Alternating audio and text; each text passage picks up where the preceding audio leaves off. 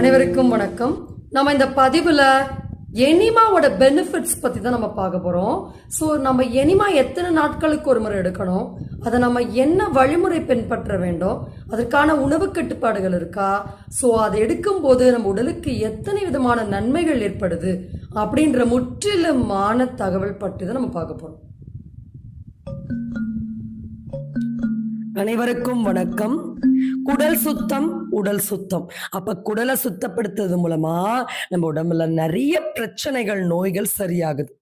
சரி, அதற்கு ஒரு எளிமையான வழிமுறை தான் எனிமா எடுக்கக்கூடிய முறை. அப்ப நம்ம இந்த பதிவுல எனிமா எப்படி எடுக்கணும், how to give an enema, எப்ப எத்தனை நாட்களுக்கு ஒரு முறை எனிமா எடுக்கணும், எந்த நேரத்துல எனிமா எடுக்கணும், எனிமா எடுக்கிறது மூலமா எத்தனை நோய்கள் நம்ம குணப்படுத்த முடியும், ப்ரிவென்ட் பண்ண முடியும்